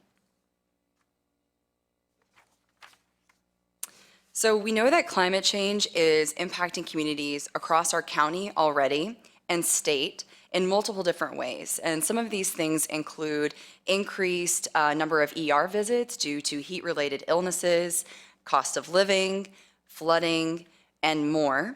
And a little less calculated, but also something that we know is being impacted is the associated economic costs. So when the roads are flooded or trees are down or it's too hot to go shopping, there are multiple impacts that, again, affect both the life and living in Cary as a resident or as someone who is just going out and about with their kids or families, but as well as a business owner. So when these things are happening, this is a multifaceted kind of branching effect across the community. Now, this campaign was created to explore the impacts of a changing climate, challenges, and opportunities to find and implement solutions that will work here for us locally. Analysis of our 2018 baseline has found that 61% of our emissions is coming from buildings, 37% is coming from transportation, and about 2% is coming from residential waste. Estimating the emissions Cary generates allows us to identify targeted solutions. The majority of our emissions, as mentioned, are coming from energy use in buildings.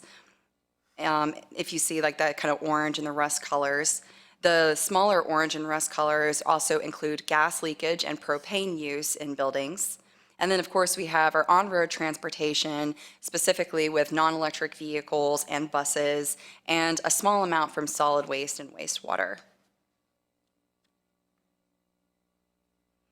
Now for the fun stuff, right? This is what we project our emissions to look like if no changes are made. So looking at this from our 2018 baseline to our 2050 projection, we are using the 2050 Metropolitan Transportation Plan that COMPO created to align with expectations for future population growth and its subsequent impacts.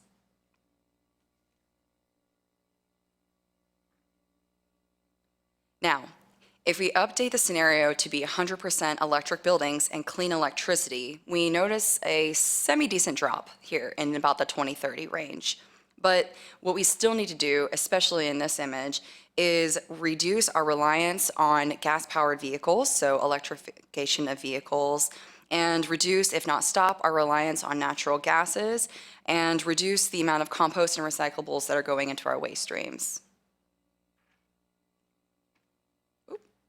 Oh, it didn't go through. Oh, no, here we are, sorry. Okay, Now, when we factor in all of these things that I just mentioned, you'll notice that we still don't get to net zero by 2050. So this is looking at, all electrification of buildings, the reduction, if not depletion, of natural gas in buildings. And as a previous chef, this hurts my heart because I love my propane stove. But this is something that we're also going to have to be considerate of, including natural gas powering or supplying the heat and cooling in some houses, especially across Cary. We have a significant number of residences who use natural gas as their heating. This also makes sure that we have to essentially electrify all of our vehicles and that the grid supporting those electric vehicles is also clean and renewable energy. And this is essentially diverting all of our compostable materials and recyclables from our waste. That little bright purple strip that you see that kind of emerges in the purple around that 2027 mark, that is calculating in the transition to electric vehicles and the waste and energy that is going to require. Now, the highest impacts Cary can have to reduce emissions are, firstly, and I would say most easily, but that's all relative, is electric vehicle transition. That's a 68% right there. The next biggest chunk we can do is make sure that our commercial buildings and our residential buildings are electrified, which also includes a fair amount of solar, as you have previously mentioned, and insulation to make sure that we're essentially not wasting energy through windows or, again, materials in our walls. Another small impact, or although relatively large in the end of scheme of things, is organic waste diversion and the transition to more public transportation or multimodal transportation like walking and bicycling.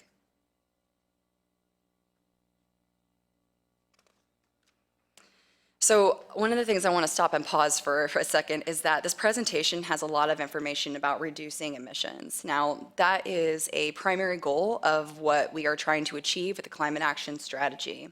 But we realize that even if we, Cary, or North Carolina, or the United States, or the world in general, were to stop all of our emissions by 2050, we're still going to be on this path towards increased heat and all of the subsequent changes that are going to be coming with that. So again, this is more flooding, this is more drought periods with heavy rainfall or intense storms. These are a lot of unknowns that we don't exactly know necessarily how they're going to come at us, although we can kind of start to predict that they are going to be happening.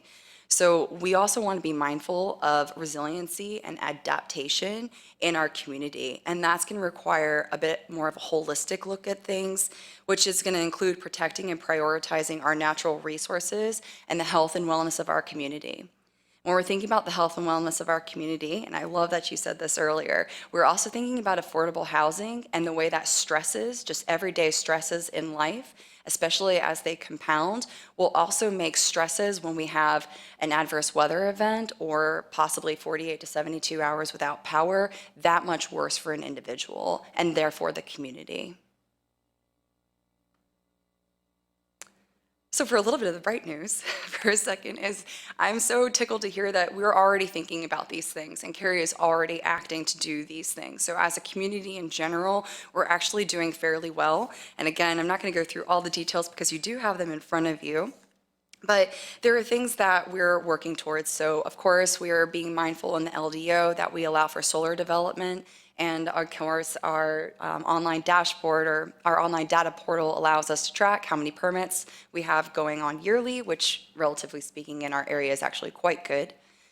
We know that our tree canopy protection efforts, especially with regards to stormwater and other areas, are above and beyond, again, across North Carolina, but it's something that we want to make sure that we continue to maintain. And of course, that goes on with the natural resource protection. So here's kind of where y'all come in. The buildings and the developments that you're approving today, theoretically, and what we hope, will be here for the next 30 to 50 years. So the question, and kind of maybe what we're thinking about and what you may already be thinking about is, are they going to be in line not just with climate priorities, but with the needs and values of our community 30 to 50 years from now? And I can't quite answer that, actually, because we don't quite know. But it's something that I'm thinking about a lot as I see my nephews and other kids growing up in this area. So barriers, we recognize that we would need to advocate for state updates to the building codes because we are very considerate in our climate, our climate consultants. This is Kim Lundgren Associates. They're a national organization, are being both mindful of what Cary can and not do with regards to regulations, what the state regulations are, and identifying possible opportunities to have more partnerships going forward. So some of the opportunities, of course, was to reduce greenhouse gas emissions from the beginning or reach energy performance standards with regards to, like LEED or other building Energy Star certifications. Of course, there is an opportunity to perhaps expedite permitting for net zero buildings and technologies. And we want to be mindful of how we can remove barriers in addition to incentivizing.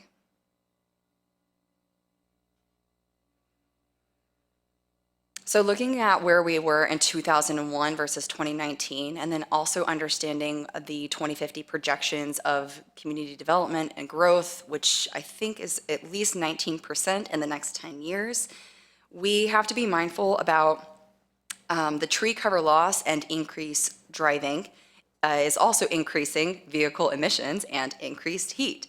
So as you're already noting and thinking about, density planning is going to be very important, as well as including nature in density. So if we're having more dense spaces, we also want to be mindful both of the community resilience component that we can get with more natural areas, play, breathing clean air, et cetera, but also the cooling effects and the benefits that we can have on our buildings surrounding those areas. So just looking at this map, we can imagine that while we're, about in the 2019 area, we're going to see significantly more red areas here in the next 10 years. Similarly, the more development that's happening in the western edges of Cary and on the borders of Raleigh, and personally, I live out like near Wendell, so way in the dark brown, lots of miles driven per year. We are looking at significantly more increased driving, into the town areas. So if it's that, we want to be mindful of, are we creating pockets where people can feel like they can live, work, and play without having to drive to the center of downtown Cary? Or are we really, how are we incentivizing that? How are we reducing vehicle miles driven per year as we continue to develop and expand our borders? Well, not expand our borders, reach their border. We've had this conversation in the back end a couple times. So looking at all these things thus far, and knowing that our region has significant funding coming soon, we want to be mindful of the support that we can offer and the support that we can do and have with each other regionally. So we know that there are going to be EPA climate pollution reduction grants coming, planning grants, over $4.6 billion available for regional actions, and we're already partnering with the TJCOG, the Triangle J Council of Governments, and our other municipal partners in our area to make sure that we're thinking about these things. So I also provided you with a copy of these. But before you on the screen are a couple samples of energy actions. So I've included these and the 5 others that we've got here in our packet from our climate consultant. So I want you to note that these are just samples, this is just a draft, and that these are some of the things that we're already thinking about. We also know that per our last week conversation and stakeholder meetings, as well as other board presentations, that not only the energy actions, but the ones in your packet are already being adjusted to reflect both staff and citizen, community, business leader, et cetera, feedback. So there's plenty of room to make adjustments. And again, we are essentially accepting feedback until September 1st. So if you have any time to look through these things, even if it's tonight or on your own, you're welcome to send me or the clerk. I'm not sure how y'all do it. You guys can get in touch with me and Julie and we'll reach back out. Wonderful, thank you very much. Y'all can send your feedback to them, and that's good, bad, changes, whatever you're thinking about, and they'll pass it on to me, and then I'll pass it on to the consultant, and we'll work from there. So I could sit with you guys for a few minutes, but I feel like I've already taken up enough of your time, so I'm just going to go through the next one, and we can return to this slide if you'd like. And this is kind of, again, putting the questions back onto y'all. What actions might create, some challenges and work for the Planning and Zoning Board? Are there opportunities and things that you're already thinking about? And again, are the buildings you're approving today and the developments you all are approving and having a part of, are they going to be here in 50 years? And if so, are they suitable to the community and our needs in 50 years? And here we are. I feel like I just blew through that. No, you did, that was fine. It's very, very encompassing, and I think those are some good thoughts for us. I think a lot of these things that come before us, we're very comfortable talking about roads and things like that, but unfortunately, you guys are gonna have to push these developers to, it's like the one we just finished, there's not one bit of solar anywhere in that massive thing they're building. So those are the, we do try to bring it up, but I agree with what you're saying. We probably can focus on it a little bit more. But we really need them to get on board with it to help with this, It's like the last, when they had the 50 EVs, that will not even be enough for anything. They're gonna have a hotel there, they're gonna have, I don't know how many cars that 1,000 apartments drive, but anyway, that's just a drop in the bucket of what will be needed like 4 years from now. Yeah, that's exactly right. Thank you for saying that, because that's something that I'm thinking about and we're thinking about a lot, is if every person in Cary has an electric vehicle, 30 years from now, that's charging stations all over the place. And to your exact point, we really do need to be mindful both of solar and whether that is on our buildings or if that's microgrids, is that us powering with the utility companies, the state, et cetera. And so, how can we as individuals get our voices heard and make sure that we're representing our priorities, but also how can we have these kinds of small impacts in our day-to-day lives and our just, our activities, either, in a professional sense or in our families. I think this is good homework for us too, to read over and try to incorporate it, a little bit more as we go forward. So it's very helpful for me. Any other comments? No, I appreciate it. I mean, obviously, the things you mentioned, natural gas and residential, I mean, those are things, when you have big, large development projects, you can move the needle a little bit, but it's the legacy things like that, figuring out a way, or incentives that, grants that help with change, all those kinds of things. Otherwise, the guys out there that have natural gas in their house, I'm not going to spend however much it is to change it for the benefit of Cary, I'm sorry. No.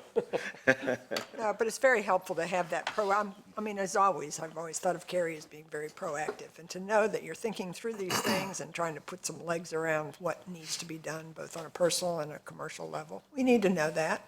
How much impact we can have, we don't know, but if you don't know, if you're not aware, you can't really move in Exactly. the right direction. Yes. So thank you. Thank you. I also think it's important to note that one of the barriers you all have in front of you is you're tasked with implementing the community plan. And as the chair always points out at every meeting, that is what guides the board in the decisions it makes. And so one of the barriers is that's what these guys, at least for you all, that can tie your hands a bit with this. Correct. So a potential method to overcome that barrier is for you all to advocate for potential changes to that community plan. So that's something else to keep in mind, in that this board has a very specific mission, and they do a very good job of it. But that plan is where you guys would need to, if you want to be able to push for more solar and push for more EV, it would need to be in that plan. So that's how you can potentially make that change. I really appreciate you presenting that, because I recognize, I think it was either last month or the month before, that was a thought that you had you had mentioned, is where does this fit in with the ICCP, especially, with regards to the update, or even the next, the smaller update versus the larger update. And that's something that we're still figuring out. We know that our consultant and our staff have gotten together, and we have over 15 plans right now that all touch the environment. Yes, and we're trying to figure out a literal roadmap on how everything is going to connect together. And we do know that ultimately something like the Count Me and Cary and the Climate Action Strategy, in conjunction with the Imagine Cary Community Plan, will ultimately have to be the larger umbrellas that things fall into. And so what does that look like going forward? We're not quite sure, but again, you're all pretty knowledgeable about all of this going on. So any feedback you have is more than welcome, whether, again, it's directly to us via email, or if that is just on our surveys online. I can tell you that me, my coworkers, our consultants are actually reading all of the comments that are submitted. So please don't feel, Don't hold back. We're here for it. Awesome. Thank you. How much are you working with Duke Energy? As much as possible. Just because they pose barriers to actually having true residential resiliency with solar power. Yep, That is not helpful. we are very aware of that. And that, I will say, will always, until that becomes a requirement, maybe statewide, that will be a barrier to actually creating the electrification of residential homes, period. Yes. Thank you so much for presencing that as well. This is something that we think and talk a lot about. Our consultants are. We have an energy manager coming on board as well with a bit of the front and back end of working with utility companies, including Duke. And so we're trying to, we're definitely considering that and trying to make efforts as well. So we encourage everybody to go out and, talk to your friends and family. Quick question on the EV, electric vehicle side. What's the, I guess, percent of vehicles currently in carry, like the fleet? Are they now either electric or hybrid, just out of curiosity? Do you know? I think I have that. And I was curious if there was already an internal carry goal for the next 10 years on that transition plan.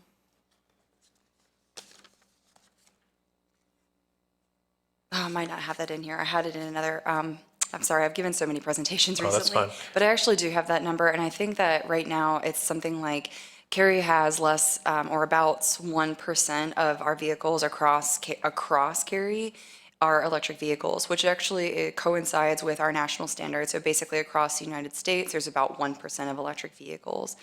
With regards to Cary Municipal Fleet, we are still working towards that. So I know that staff are thinking a lot about it. We don't necessarily have set goals and standards right now. However, we expect that the Count Me and Cary and the Climate Action Strategy will actually help inform that. So we're kind of waiting to see what comes out of this in the next couple of months to really help guide our moves forward. Yes, but with regards to specifically like the actual percentage of Cary fleet, I can follow up with you on that. Sure, thanks. Anything else? Great. Thank you. Thank you all. Thanks. We got a lot of information tonight. I appreciate everybody hanging in for all of this. And unless there's anything else, there's no further business, we can call the meeting adjourned. Thank you. Thank you.